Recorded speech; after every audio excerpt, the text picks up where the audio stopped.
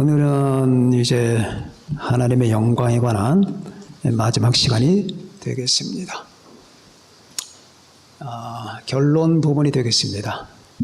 자, 여러분들이 이 한 달 동안에 하나님의 영광을 얼마나 이해를 하고 더 하나님의 영광에 적합한 분들이 됐는지 하나님께서 아실 겁니다.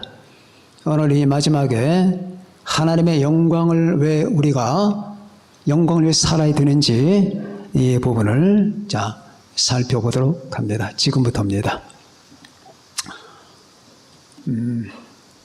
왜 우리는 먹든지 마시든지 하나님의 영광을 위하여 해야 되는 건가? 우리는 굳이 평생 동안에 하나님의 영광을 위해 살아야 된다는 게 뭐냐? 왜 우리는 내 영광을 위해 살면 안 되는 것이며, 왜 우리는 이 세상을 즐기면서 살면 안 되는 것이며, 왜 나는 내 마음 내 뜻대로 자행자지하면 안 되는 것이냐? 왜 우리는 굳이 저 높은 데 계신 저 하나님만을 바라보고 그분의 영광을 위하여 살라고 하는 이 명령에 복종하면서 매 순간마다 마치 족쇄가 채워진 짐승처럼 그렇게 살아가야 되느냐라고 생각하는 사람들이 아마 이 세상에는 있을 겁니다. 자, 그 부분은 이해를 필요로 하는 거예요. 자, 그래서 오늘은 이 말씀, 너희는 먹든지 마시든지 무엇을 하든지 하나님의 영광을 위하여 하라. 이 말은 이렇게 비교합시다. 너희는 먹든지 마시든지 물 바깥에서 살아라. 그 말과 상통하는 부분이 있는 것은 물 안에서 살게 되면 죽습니다. 그것이 여러분과 나에게 주어진 생리인 것은 우리는 금붕어가 아니고 우리는 잉어가 아니고 우리는 메기가 아닙니다. 먹든지 마시든지 물 바깥에서 살아라. 이 말과 여러분 먹든지 마시든지 하나님의 영광을 위해 살라는 그 말과 한번 비교를 해 봅시다.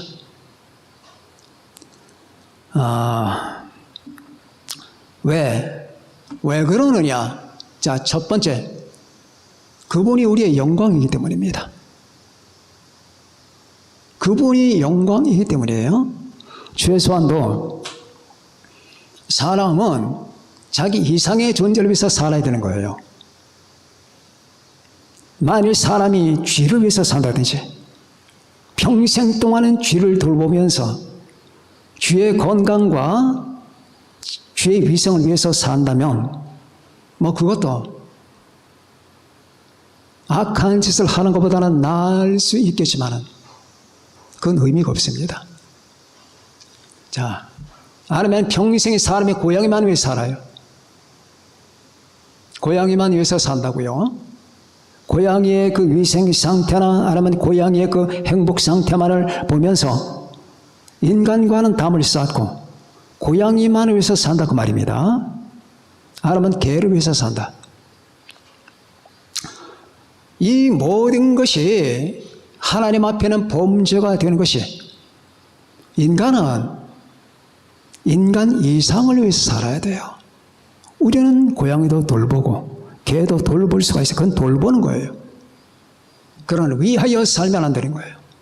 그건 죄가 되는 것이며 우상숭배가 되는 겁니다. 자, 왜 우리가 하나님의 영광을 위해 살아야 되느냐? 여러분과 내가 왜 하나님의 영광을 위해서 살고 항상 마음을 기울여야 되느냐? 그분이 여러분과 나에게 영광이 되기 때문입니다. 이것을 발견하는데 그렇게 힘이 들어요. 자, 하나님의 성령이 아니면 이 사실을 발견하지 못합니다. 하나님이 나의 영광과 예수님이 여러분과 나의 영광이 된다는 사실을 인간의 이성으로는 발견이 안 돼요. 그렇기 때문에 사람들은 성령을 받고, 그렇기 때문에 사람들은 예수님의 십자가와 부딪히기 전에는 다른 행동을 하는 거예요. 그분의 영광을 생각도 하지 않거니와 그분이 왜 산다는 생각 자체가 인간 안에는 없어요. 자, 이렇게 힘들어요. 그래서 어떤 사람은 죽을 때 나는 잘못 살았구나. 나는 하나님을 위해서 살아야 되는 것인데 이렇게 생각하는 사람들이 있을 수가 있겠고요. 죽기 전에 나이가 한 60, 70 된 상태에서 이제는 내가 정신 차려야지, 하나님의 영광 위에 살아야지 라고 생각하는 사람들도 있을 겁니다. 그러면 여러분과 나는 어떻습니까? 지금 여러분이 행동하고 여러분과 제가 살아가는 그 삶의 그 모든 것이 하나님을 위하여, 하나님의 영광을 위하여 라고 하는 이 같은 지당한 명분 안에서 이루어지지 않는다면 우리 역시 마찬가지 범죄하는 거예요. 아무런 의미가 없는 겁니다.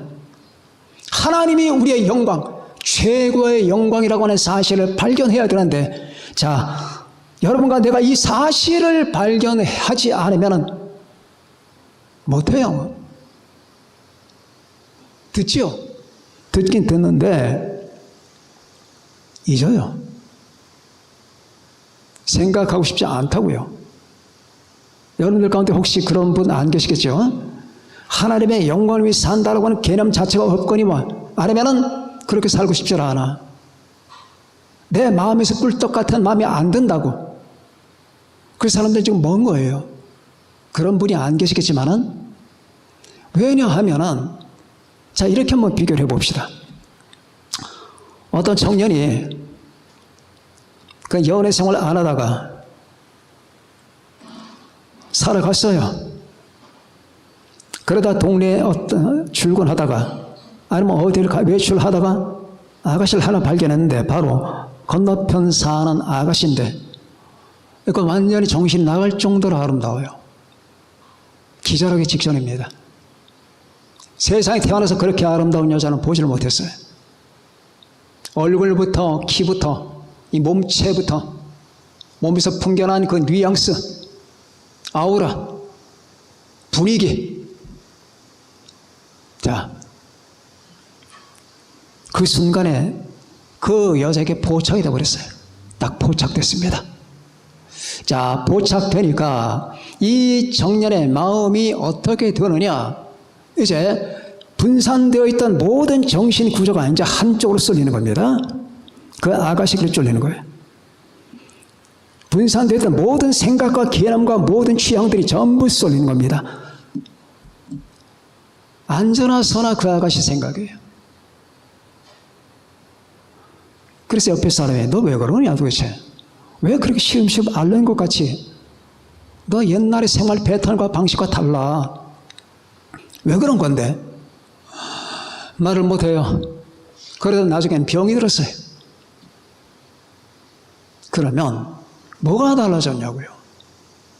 지금 이 청년의 주변에 달라진 거 아무것도 없어요. 집안이 기울어지길 했나, 부모가 죽기를 했나, 자기 몸에 몹쓸 질병이 들길 했나, 아니면 학교에서 퇴학을 당했나, 그것도 아니라고 말입니다. 우리 집안이 망했나, 아무것도 없어요. 딱 봤다는 거 하나. 그 아가씨를 봤다는 사실밖에는 달라진 게 없다 그 말이에요. 근데 그 봤다는 게 이걸 지금 이 사람을 지배하는 거예요. 봤다는 게, 그럼 봤다고 해서 뭔가 실질적인 뭐가 있느냐, 만져보기를 했느냐, 아니면 그 아가씨하고 한 포옹을 한번 해봤느냐, 아무것도 없어요. 그런데 그 마음이 드는 것은 그 아가씨가 너무나 상상외로 날 지배할 정도로, 나를 잠식할 정도로 아름답기 때문에 그때부터 이 사람의 생활 방식이 바뀌는 거예요. 어떻게? 아가씨를 위해서. 자, 위해서 그렇게 됩니다. 그런데 며칠 전까지만 해도 이 청년에게 그 말을 하면은 안 믿었을 거예요. 너는 뭔가 하나에 포착되면은 그걸 위해서 할 것이다. 무슨 그따위 소리 하느냐. 내가 누군데. 나도 자존심 있고 주관이 있어. 그런데 내가 뭘 봤다고, 내가 뭘 경험했다고, 이 세상에 그렇게 날 경험시켜서 날 지배할 게 뭐가 있다고. 웃기지 마라 라고 했을 거라 그 말입니다. 경험하지를 못해서 그래요. 마찬가지입니다. 하나님을 경험하지 못하면, 예수님을 모르면 그렇게 되는 거예요. 예수님을 모르면 가장 저주가 되는 거예요. 하나님을 모르는 게 저주예요. 그런즉 내 하나님 여호와를 버림과 내 속에 나를 경외함이 없는 것이 왜 경외함이 없을까요? 모르니까. 보지를 못, 경험하지를 못했으니까. 그런 즉 내 하나님 여호와를 버려. 이제 막 버려. 쓰레기 버릇이 버려. 하나님을 버려. 하나님 따위 필요 없다. 성경 안 읽어. 하나님을 버린다는 게 뭐겠습니까? 하나님의 생각을 죽이는 거예요. 하나님에 대한 생각을 죽이는 거라 그 말입니다. 인간은 말이에요. 하나님을 죽일 수는 없어요. 그런 하나님에 대한 생각을 죽일 수가 있는 거예요. 이게 무서운 거예요. 그래 니체는 하나님을 죽일 수는 없었어요. 그런 하나님에 대한 생각을 죽였어요. 그리고 자기도 죽어나가는 겁니다. 자, 인간의 운명과 하나님은 연결되어 있기 때문입니다. 하나님을 죽이는, 하나님에 대한 생각을 죽이는 자는 처참하게 다 죽습니다. 이건 인간 조직과 인간의 구조가 그렇게 되어 있어요. 하나님을 부정하고 하나님에 대한 생각을 죽이는 자는 다 죽어. 자, 그래서 인간의 마음속에 하나님에 대한 생각을 다 죽인다 그 말이죠. 어리석은 자는 그의 마음에 이르기를 하나님이 없다 하도다. 하나님에 대한 생각을 죽이는 거예요. 시편 53편 나오잖아요. 어리석은 자는 그의 마음에 이르기를 하나님이 없다 하도다. 그의 마음에 계속 그러는 거예요. 하나님이 없다. 하나님이 없는 거다. 있다고 생각하면 안 된다. 큰일 난다. 너는 네 뜻대로 네 마음대로 생활하지 못하는 거야. 너는 하나님의 그 터치를 받게 되고 간섭을 받게 되는데 너는 그렇게 살 필요가 없는 거야 라고 하면서 하나님이 없다 하도다. 어리석은 자는 그의 마음에 이르기를 하나님이 없다 하도다. 그들은 부패하며, 그런 사람 치고 착한 사람 없어요. 그들은 부패하며 가증한 악을 행하며 선을 행하는 자가 없도다. 하나님이 하늘에서 인생을 굽어 살피사 지각이 있는 자와 지각이 있는 자 어떻게 사는 것이며 왜 우리가 사는 것이며 무엇을 해야 되는가. 나는 지각이 있는 자와 하나님을 찾는 자가 있는가 보려 하신즉 각기 물러가 함께 더러운 자가 되고 선을 행하는 자 없으니 한 사람도 없도다. 의인은 없나니라고 하는 말이 그 말이에요. 그러니까 몰라. 왜 그분을 위해 살아야 되는지. 그래서 복음이 필요한 거예요. 여러분도 나도 복음 듣지 않았으면 다 그랬을 거예요. 그러나 복음을 듣고 말씀을 듣고 나서 그 말씀을 통하여 하나님이 우리에게 계시가 되고 예수님이 계시가 되면서 그분이 누군지, 그분이 우리 위해서 뭘 했는지를 발견하고 알게 되면서 우리는 그분과 접촉이 되고 우리는 그분을 사랑하기 시작하고 그분께 감사하기 시작하는 거예요. 자, 하나님이 우리의 영광이다. 그래서 여러분 자꾸 말해야 돼요. 여기 여러분들 계신데 다 달라요. 하나님이 나의 영광이라고 하는 사실을 발견한 정도가 다 다르다니까. 어떤 사람은 이만큼, 어떤 사람은 요만큼.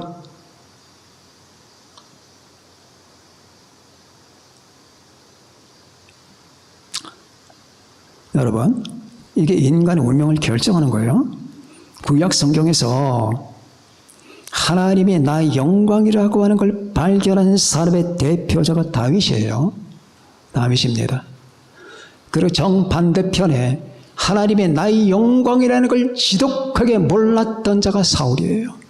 이 두 사람을 우리 주님께서 보여주시는 거예요. 그 결과가 어떤지를. 이거 틀림이 없어요. 하나님이 나의 영광이라고 하는 사실을 가장 찬란하게 발견한 사람 중에 하나가 선지자들 빼놓고, 선지자 빼놓고 다윗입니다.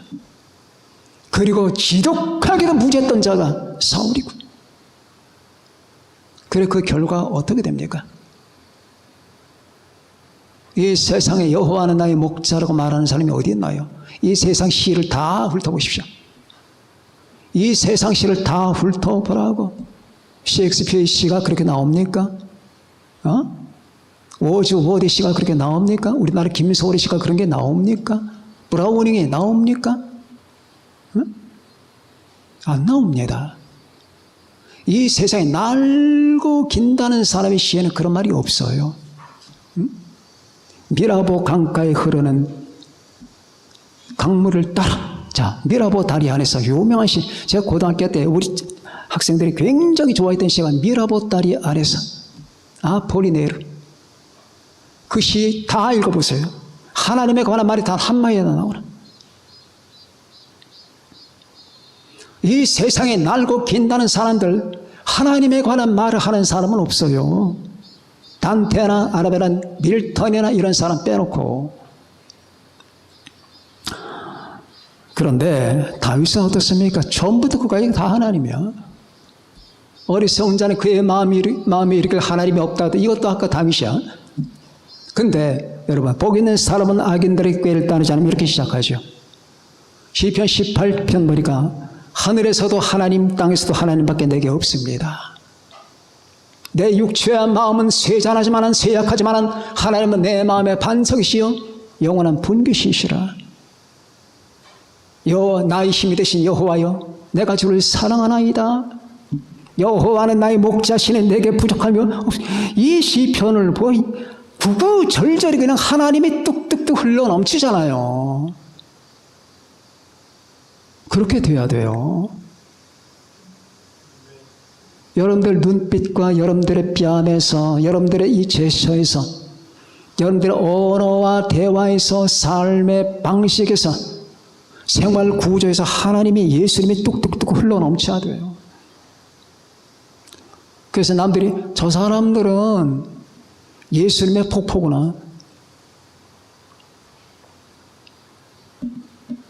다윗은 하나님의 사랑을 받아요. 내가 이 새들 다윗을 만나니 내 마음에 맞는 사람이라.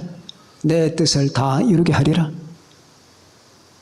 그렇게 말씀합니다. 여러분, 이 다윗의 시편을 보면 굉장하거든요. 이 시편을 가지고 놀라지 않은 사람이 없어요. 세계 내로라는 그 기독교 철학자 C.S. 루이스가 가장 놀랐던 게 시편이에요. 이 시편 속에는 뭘 놀라운 영성이거든요. 어디까지 가느냐? 여호와는 나의 목자시니 내게 부족함이 없으리라. 이렇게 잔잔하게 시작했는데 마지막 가면서 폭포 같아, 폭포. 여호와 이름에 합당한 영광을 그에게 돌려라. 예물을 들고 그의 궁정에 들어갈지어다. 아름답고 거룩한 것을 여호와께 예배할지어다. 온 땅이여 그 앞에 떨지어다. 할렐루야. 하늘에서 여호와를 찬양하며 높은 데서 찬양할지어다. 그의 모든 사자에 찬양하며 모든 군대여 찬양할지어다. 해와 달아 찬양하며 광명한 별들아 다 그를 찬양할지어다. 불과 우박과 눈과 안개와 그의 말씀을 따르는 광풍이며 산들과 모든 작은 산과 파수와 모든 백향목이며 짐승과 모든 가축과 기능을 꼰대한 새며 세상의 왕들과 모든 백성들과 고관들과 땅의 재판관들이며 총각과 처녀와 노인과 아이들은 다 여호와 이름을 찬양할지어다. 굉장해요. 굉장히 우주가 열려요. 이런 건 없어요. 이 지구상에 이런 건 없어요. 어떻게 한 인간이 그 영적 세계에 이렇게 열릴 수가 있을까? 하나님의 축복이죠.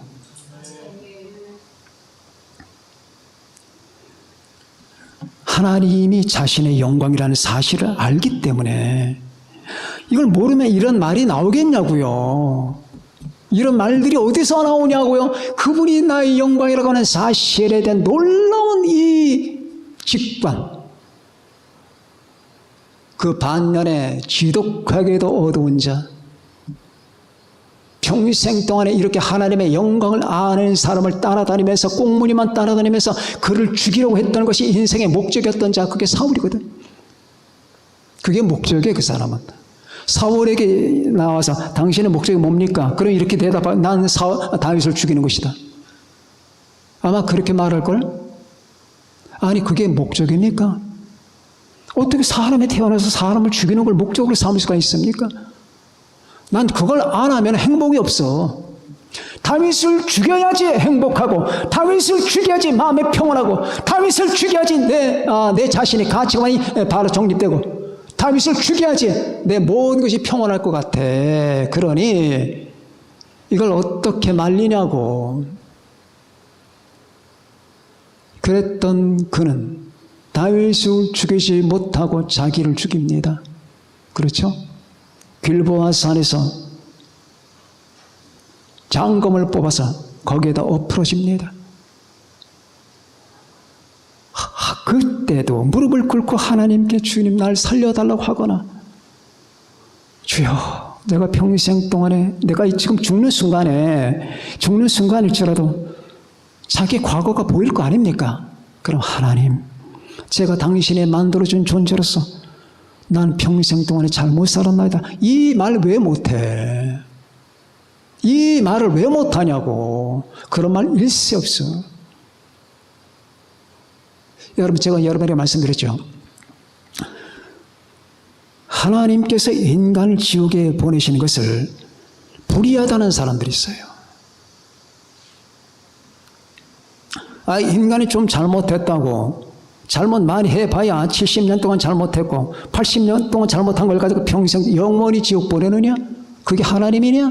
그게 사랑의 하나님이냐? 이렇게 말하는 사람들이 있어요. 어떻게 생각하십니까? 근데 여러분 아십니까? 지옥 가는 사람은, 지옥에 있는 사람은 수억 명이 있다 하더라도 단 하나도 회개하지 않는다는 거예요. 지옥에 있는 사람은 회개를 안 해요. 이상하죠? 단 하나도 회개를 하지 않아요.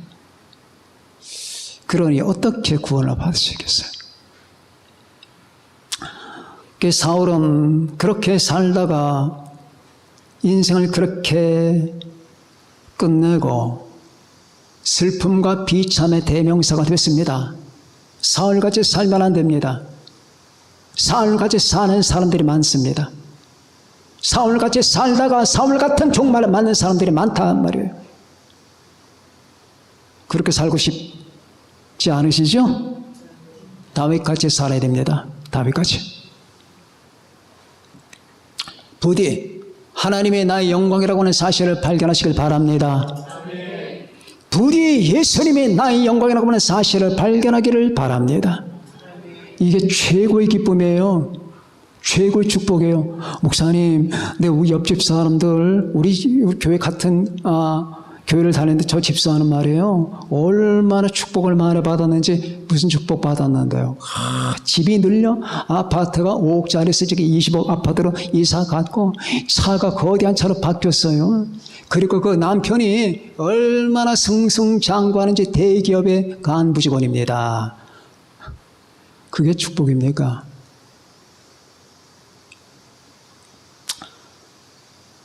예수님을 아는 게 축복입니다.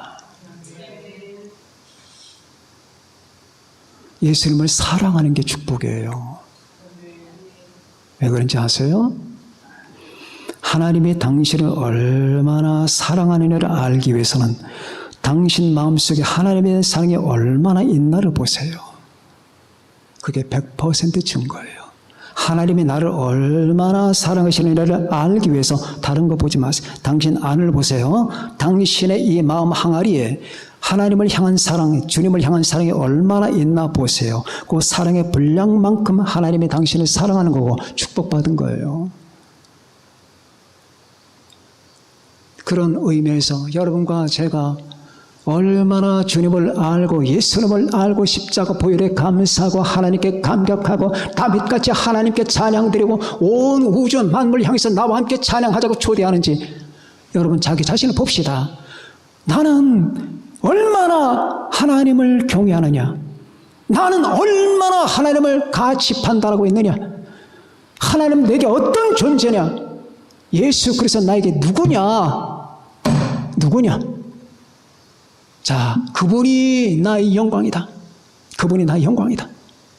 그래서 나는 그분을 위해서 살아야 되는 것이다. 마치 아까 그 청년이 아가씨를 위해서 살듯이. 그러나 어떻게 아가씨와 하나님을 비유하겠습니까? 두 번째, 왜 우리는 하나님의 영광을 위해 살아야 되느냐? 그것이 당신의 영광이기 때문이에요. 하나님의 영광을 위해 사는 그것이 당신의 영광으로 이어지기 때문이에요. 하나님의 영광과 당신은 연결되어 있어요. 하나님이 왜 당신을 불렀는 줄 아십니까? 내가 너희를 불러서 나의 영광 안으로 끌어들이기 위해서라고 말이에요. 하나님의 영광으로, 하나님의 옛날에 그런 보험 찬송이 있었죠. 예수 안에서 우리 회복됐네. 예수 안에서 회복됐네. 하나님의 영광 함께 누릴 소망이 있네. 들어보셨습니까? 하나님의 영광 함께 누릴 이게 무슨 소리지? 하나님의 영광을 함께, 하나님이 그래서 부른 거라고 말이에요. 내 영광으로 들어오거라. 내 아들 예수 그리스도를 통하여 내 영광으로 들어오라. 너희가 예수님을 영접하는 순간에 너희는 내 영광을 들어온 것이다. 예수는 바로 나와 똑같은 하나님이다. 너희가 예수 안에 있다는 것은 하나님의 영광 속에 있다는 것이다. 예수가 너희 안에 있다는 것은 하나님의 영광이 너희 안에 있다는 것이다. 이 말을 아느냐? 자, 하나님의 영광. 그리고 최종적으로 이런 사람들은 하나님의 나라로 들어가는 거예요. 내가 하나님의 영광을 살 때에 비로소 내 삶이 영광스러워진다는 사실을 우리 다시 한번 생각해 봅시다. 그렇지 않으면 정반대 현상이 나오는 거예요. 왜 사람들이 그렇게 사느냐? 지금도 이 땅에 수없는 사람이 처참하고 비참합니다. 수많은 사람들이 괴로워하고 힘들어합니다. 그 사람들이 모두 다 죄를 지었다는 말이 아니에요. 그런데 자기 삶이 추레하다, 추잡하다. 나는 한 번도 내 삶에 대해서 만족해 본 적이 없다.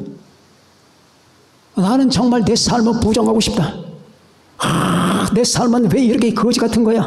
왜 내 삶은 내 인생이라고 하는 걸 이렇게 추잡하냐고 초췌하냐고 라고 생각하는 사람이다만 반드시 알아야 돼요. 당신이 하나님의 영광을 위해 살지 않았기 때문입니다. 이게 100% 맞는 말입니다. 목사님 혹시 예외가 있지 않을까? 예외 없습니다. 내 말 들으세요. 당신이 거기서 구출받기 위해서 내 말 들으세요. 거기서 헤어나와야 됩니다.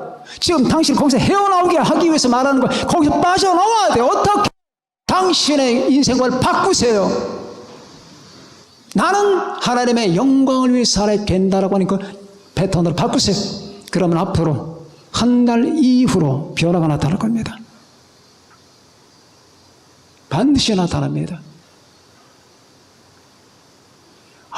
내가 살아봤던 게 모두 그냥 지지고 볶는데 빨래하고 돈 벌고 밥하고 애들 치닥거리하고 남편 치닥거리하고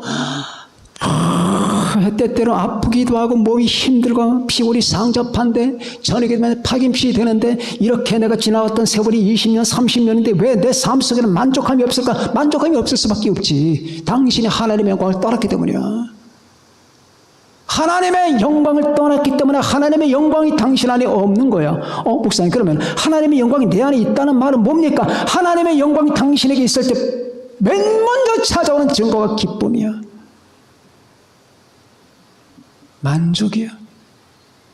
평온이야. 사랑이고 감사하고 예배고 없어. 기쁨이라고 하는 건 모래알 만큼도 없어. 만족함이라고 하는 건 없다고 말이에요. 여러분 여기 거울이 하나 있습니다. 거울이 이 거울이 가장 어두울 때가 있고 가장 찬란할 때가 있어요. 자, 이 거울은 여러분이 거울 앞에 서서 얼굴도 비춰보고 머리도 빗고 온 매무새를 단정하게 만들기도 하죠. 이 거울이 어두컴컴한 저 다락방이나 저 구석방에 지금 이렇게 달려 있습니다. 그럼 평생 동안에 그 거울이 거기서 빠져나오기 전까지는 캄캄해요.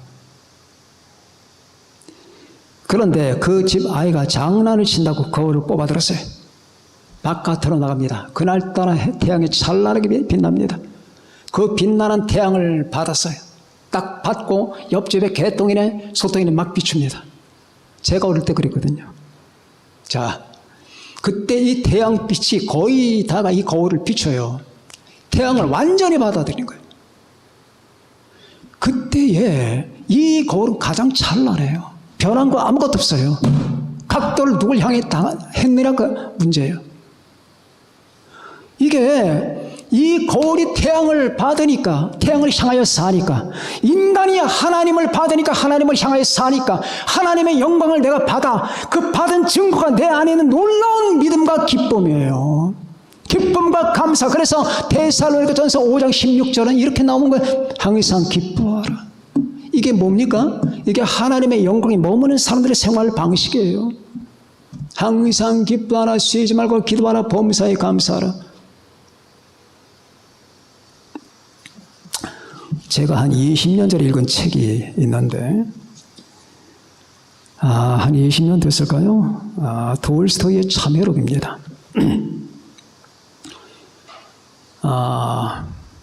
제가 개인적으로 보기에는 어거스틴의 고백록은 상당히 철학적이에요. 근데 돌스토이의 고백록은 처절해요. 처절해요.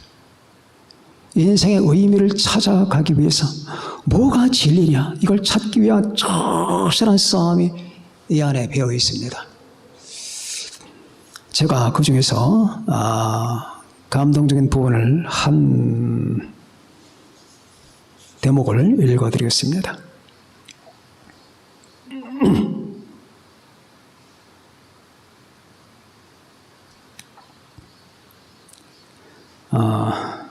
그러나 하고 나는 내게 반문했다.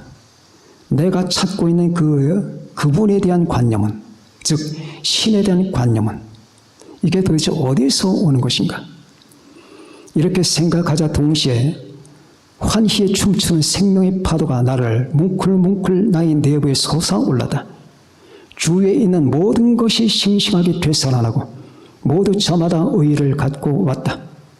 그러나 내 기쁨은 오래가지 않았다. 지혜가 그 활동을 계속하고 있었기 때문이다. 신의 관념이 신은 아니다. 하고 나는 다시 내게 말했다. 관념이란 나의 내부에서 빚어진 것일 뿐 신에 대한 관념이 그 신은 아니지 않느냐. 그러자 다시 나의 내부와 주위에 있는 모든 것이 사멸하기 시작했다. 그리하여 나는 다시 자살을 바라기 시작했다. 그러나 여기서 나는 내 자신을 돌이켜보았다. 나의 내부에 일어나고 있는 것을 돌이켜봤다. 그리고 나의 내부에서 몇백 번이나 되풀이된 그 절멸감, 박탈감, 그리고 소생감의 반복을 상기시켰다. 신을, 여기서 말하면 하나님을 신앙했을 때만 사는 보람이 있는 기분으로 살 수 있었던 것을 생각했다. 그 전과 마찬가지로 지금도 역시 그랬다. 신을 인식하자마자 나는 사는 보람이 있는 생활을 얻는다. 신을 잊고 신에 대한 신앙을 잃자마자 자살 외에는 방법이 없다는 막다른 골목에 도착하는 것이다. 도대체 이 소생감과 절멸감은 어디서 오는 것인가? 신의 존재에 대한 신앙을 잃었을 때 나는 살아있지 않은 거나 마찬가지였고, 신을 발견하려는 가엾은 희망이 없었더라면 아마 나는 벌써 자살했을 것이다. 이에 반해서 신을 느끼고 신을 탐구하고 있을 때만 나는 살아있는 것이었다. 참으로 사는 보람이 있는 기분으로 살아있는 것이란 말이다. 대체 이것 말고 내가 무엇을 구하는 것인가? 라는 소리가 내 내부에서 밀려들었다. 이것이 바로 신이다. 이것 없이는 살아갈 수 없는 바로 그것이다. 하나님을 아는 것과 사는 것은 같은 것이다. 즉 신을 안다는 것과 신을 위해 산다는 것은 같은 것이다. 신은 곧 생명이다. 신을 구하며 살라. 그러면 신이 없는 생활은 없어질 것이다. 이렇게 번연히 깨닫기가 무섭게 나의 내부와 주위에 있는 모든 것이 지금까지보다 훨씬 밝고 빛나게 드러났다.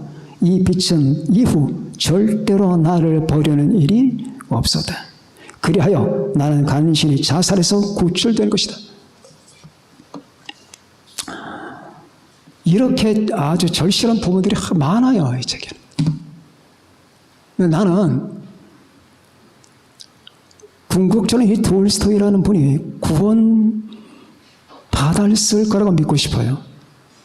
근데 굉장히 회의가 깊어요.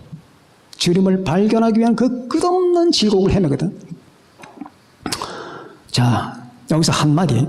내가 신을 생각할 때 그때는 환희가 넘친다.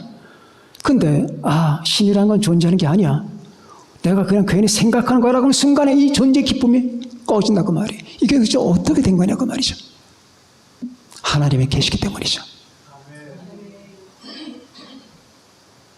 그럼 우리가 인간이 신을 생각한다 그 말이에요. 자, 여기에서 하는 말이 그거예요.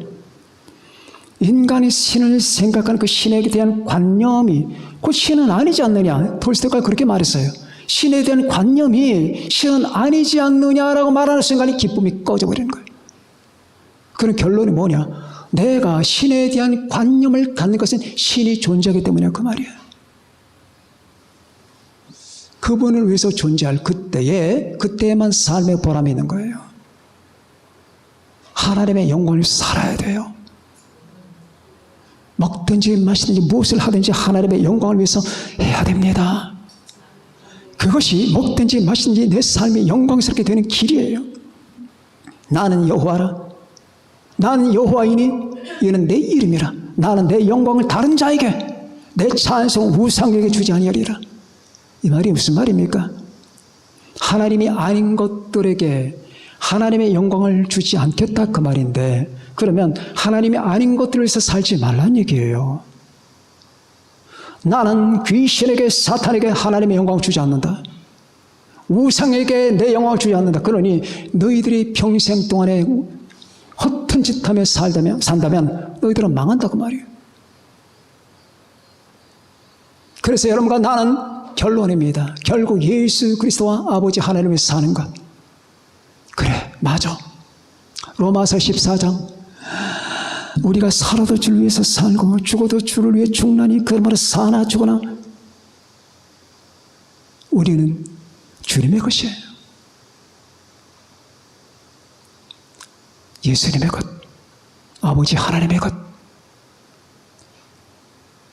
그래서 여러분과 나는 오늘도 내일도 어제도 항상 모든 걸 다 바쳐 하나님을 향하여 우리 주 예수님을 향하여 나아가는 겁니다. 그렇게 살아야 되는 겁니다. 이렇게 산 자가 어떻게 되느냐? 주님을 향하여 나아갔잖아요. 그래서 주님을 만나는 거예요. 그분을 공중에서 만날 때까지 우리는 그렇게 살아가는 겁니다. 우리 모두 다 오늘의 이 말씀 대절을 기억합시다. 하나님이 영광이다. 하나님의 영광을 위해 사는 것이 내가 영광스럽게 되는 길이다 하는 것을 기억하면서 여러분과 제 삶에 한 걸음씩 더 진일보하고 더 하나님의 영광에 적합한 것 되기를 예수님의 이름으로 축원합니다. 기도하겠습니다.